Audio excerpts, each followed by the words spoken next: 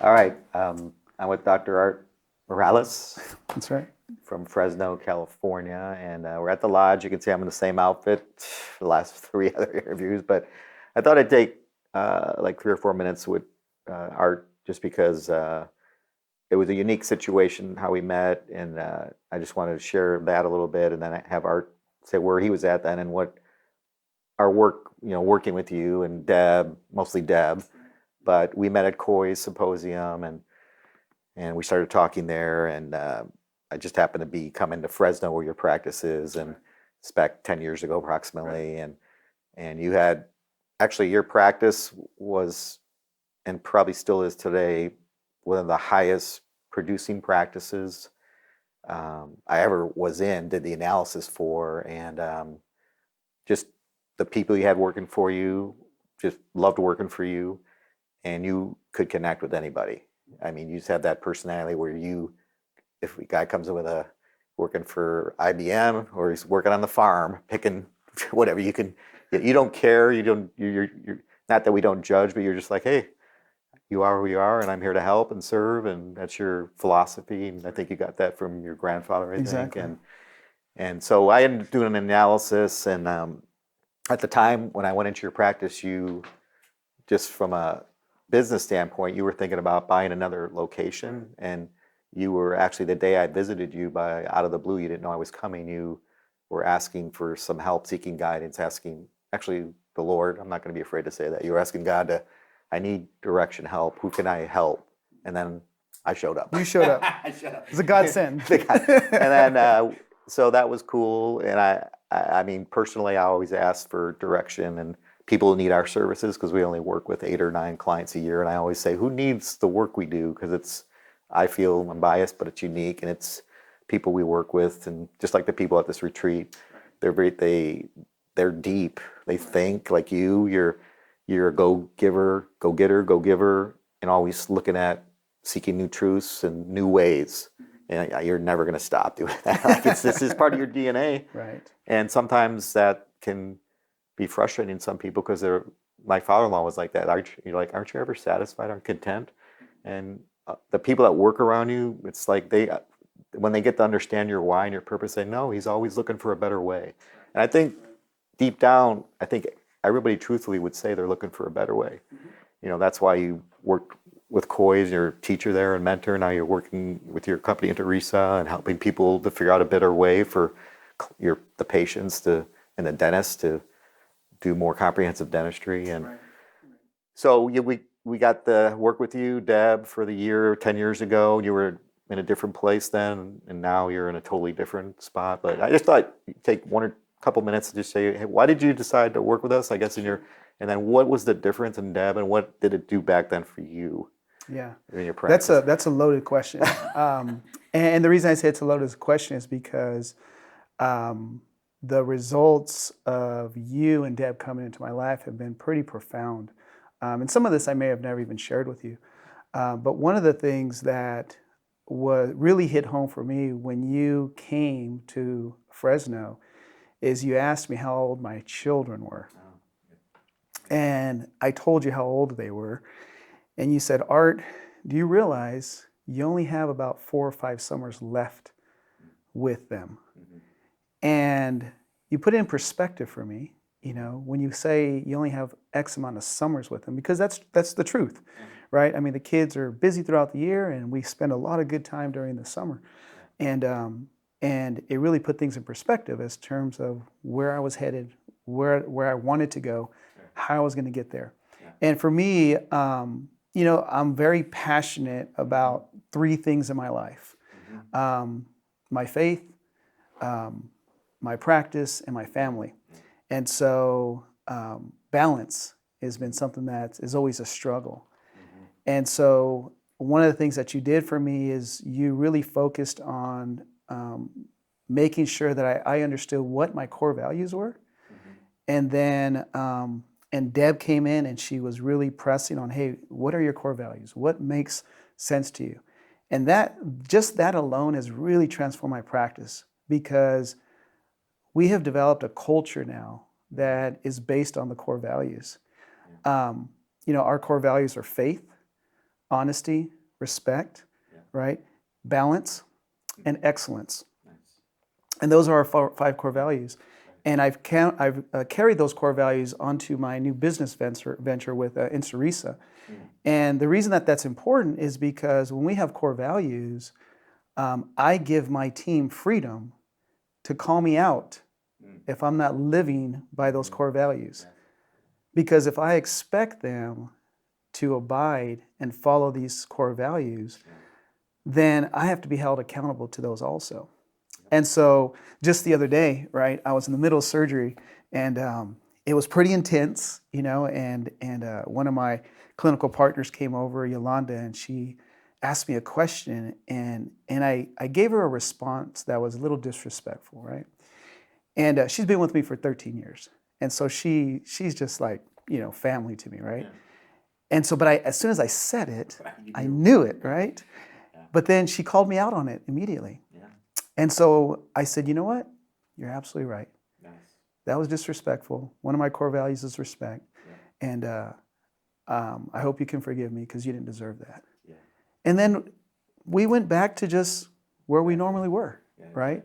But I think what happens is when you don't have those core values to guide you, and you just set these expectations for your team, and they have no sense of where it's coming from, and you don't live by them, so why should I? Right? So, but having the core values has been really transformational in my practice and in all my businesses, because what happens is when it comes down to, let's say maybe firing somebody, right? When I hire them, I said, these are my core values. I explained them. I said, I expect you to memorize them. I expect you to live by them.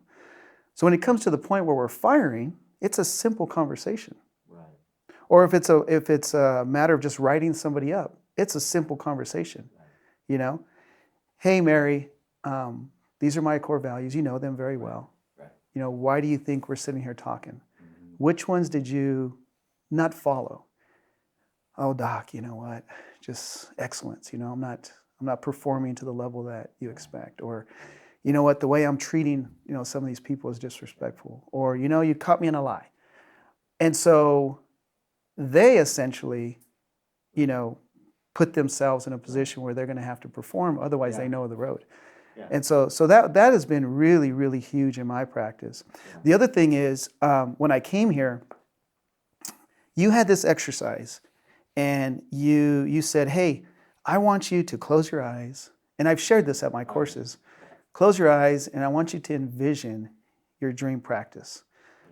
I want you to see it from the signage to the people that are working within it, to the type of flooring, to how many operatories. That was Dr. Peter Fay. Okay. About that vision. So that was really, really powerful for me. You know, and I got that from here because I did that. And so I opened my dream practice 20 months ago. And it all stimulated from my visit here at Rainbow Lodge.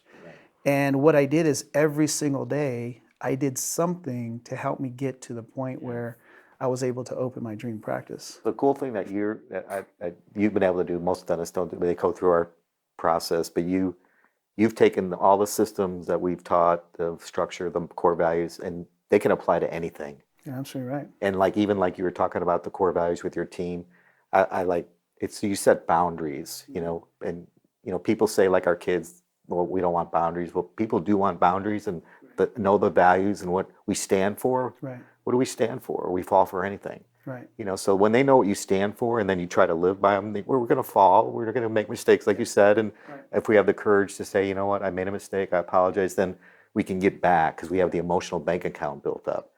And if they know you want them to win, and we're going to be on a winning team, and we're going to care and do the best we can, we have each other's backs. And I think that's the cool thing now. I think you have with your team is they hold each other accountable. You don't have to even hold them accountable. No, you're absolutely and right. That's the beautiful thing about growing your people and investing in them. And you know, you did that. You put money into your team, invest in them and their personal growth and development, and you want to help them and grow. And that's what a leader does. A leader is someone who inspires others to see what's possible. Right. And they might not even see it in themselves. You know. You're absolutely right. I've had a lot of teammates, because we don't call them staff, right? They're teammates, who have expressed gratitude that working at our office has transformed them personally. Because I always felt that, if I tell you my expectations of what I want you to be like at work, that only goes so far. But if I really impress upon you some life-changing strategies that you can abide by and you can implement at home with your husband, with your children, and we can stabilize that, then it's going to come natural to be that way at the office. I'm big on faith, and my family statement, my family mission statement is to enlarge God's territory and bring Him joy. And the way that we bring Him joy is by serving and by treating others, like they are having a tremendous impact on our world. And so I do that with my team. I do that with my family. And it just makes things flow a lot easier. And what it's done over the years is it creates a culture. I always talk about culture. And culture is really cool because, as you mentioned, I don't even do much of the interviewing. I don't even do much of the hiring anymore. Because the culture that I've developed within the practice can see that immediately, right?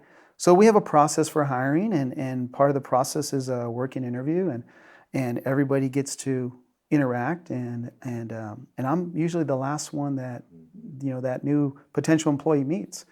But before I even meet them, they've already told me if it's going to work or not. Because I have a culture, and they can see right away. What you said is really powerful, and most people don't think. I try to, when team members say to me like, "Well, what's your role?" Well, I just answer phones, and I say, "Oh, that's like, oh, I'm just a housewife." No, the highest calling, like you try to bring a higher calling into the work, the culture, and it's like we're here to serve, and we're here to bring God glory, whatever that is. It's like, I remind me of Chariots of Fire, that movie. I run, I feel His glory, and that guy at the end of the movie gives him a piece of paper. He's about to run the race. If you honor me, I'll honor you. You honor. So it's all about honoring, and It is. And even like in a marriage, you've been married how many 20 years? years. So 20, me 29, and just by the grace of God, there I go. But it's just like I had a book that I read, and he said you should take the word love out of your marriage and replace it with cherish. How do you cherish? If you cherish something, you put it on a totally different level. If you're going to cherish somebody in your workplace or team member, how would you cherish somebody with your words? Because words bring life or death, right? So cherish. I know you cherish your team. You love them, and they can feel that. And people then. It's more about the money. That money's important, and you got to pay your people well. But people don't leave for another dollar. They may, but if the culture you're creating and other people come and they're all trying to have each other's back and have fun, like you want to have fun in your work and laugh. I know you do. You do a lot of funny things. But, what I have found is that the culture has a lot of value, especially as a business owner, because I'll be straight with you. A lot of the new employees, they take a pay cut when they come here and work with us. But they take that pay cut not because I say, hey, I want to pay you less, but because by the time that we sit down and we negotiate, they've had an opportunity to spend time in my practice. They've had opportunity to meet everybody in my practice. And the environment is positive, right? And there's value to that. And so they're willing to get less to be in a more emotionally stable environment that's going to be encouraging. A growth facility. Exactly. Growth that maybe is not available in many other places. They can grow with you. For sure. Because you're always growing. For sure. You're never going to stop. Right. They grow with you. And I tell them that at the interview, we're all about growth and change. And if you're not of that personality type, let's just save each other some time right now. Shake hands and say goodbye, because that's part of the process, right?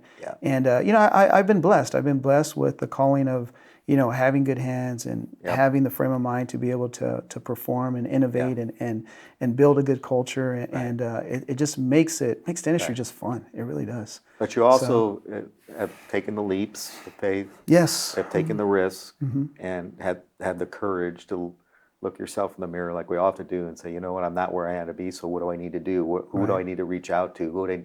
Not being afraid to ask for help. That's a huge thing, right? Right. You know, a lot of dentists, like, oh, I don't want to.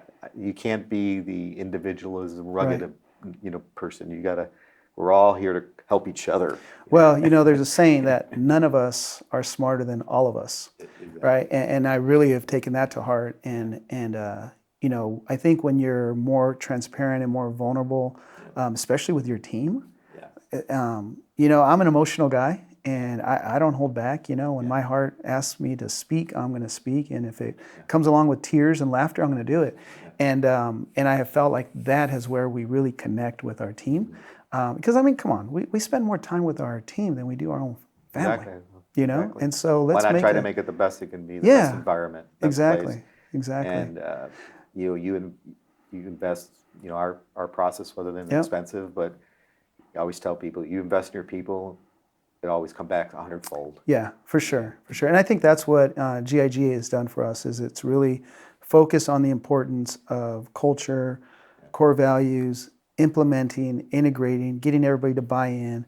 And here we are 10 years later. And we were doing phenomenal before we met you, but if we can multiply that, not just financially, but just, philosophically, emotionally, and that is just, it's easy now, right? We have people that want to work for us. Right. They hear everybody. Close community dentistry. It is. We've had many employees. I'm not even hiring. Yeah. Right. Yeah. But the other thing I tell my team is like, listen, we're an amazing team here. Mm-hmm. But if Michael Jordan walks through that door, you think I'm not going to interview him? Right? You think I'm not going to try to consider adding him to the team? And so what it does, though, is that it makes sure that everybody's performing to an elite level, because I share with them that we're all replaceable. I got this place set up, or if I'm not here tomorrow, it's still going to rock and roll. People want to, like I said, people want to feel like they're doing great work. Yeah. And they're contributing, making a difference. You know. And I think that's the key, is like really transforming patients' lives, and always expressing and showing gratitude to your team is so important, and if, every time, Mark, that a patient says, hey, I just love everything you've done for me, Dr. Mirelez, you just changed my life. One of the next statements out of my mouth is, you know what, it took a team to do this. Yeah, I just read that, like John Wooden said, it takes 10 hands to score a basket. Yeah, not exactly. Just the 2 Michael Jordan. Right. It takes a team. Right. And I think when you really breathe that and believe that, your team is there to hear it, and they feel empowered, and they feel like, hey, you know what, I contributed. The person that answers the phone is so important to me. It's vital. They're all vital. Yeah. So no, it's been great, Mark, and thank you so much for just inviting me back. It's been really cool. Well, Joseph Campbell's book, The Hero's Journey, his thing is the vital person vitalizes. You've been a vital person with Deb and I. You've vitalized. You've called people, sent to me, and for Deb and I, and it's cool to see you tonight. I'm looking forward to hearing what you have to say, and having you be in front of the group and sharing your stuff. Well, you say vitalize. That's interesting, because my implant center that I just opened 20 months ago, the name of it is Revitalize Dental Implant That's right. Center. I remember seeing. Yeah, that's true. I love it. Yeah. And I think that's what GIG that's did. the thing in life. As we get older, and I know you and I haven't aged, but no, not at all. Not at all. I looked this way 10 years ago. The thing is, how do you revitalize and keep that vitality going? And it's only if we choose, like Kobe Bryant says, we made the choice. We got to choose every day.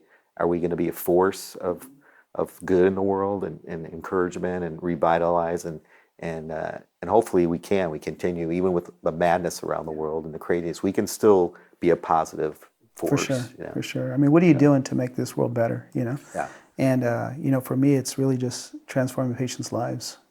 And the people that work with you. And so professionally, that's my why factor. I really want to transform people's lives and put them in a better place.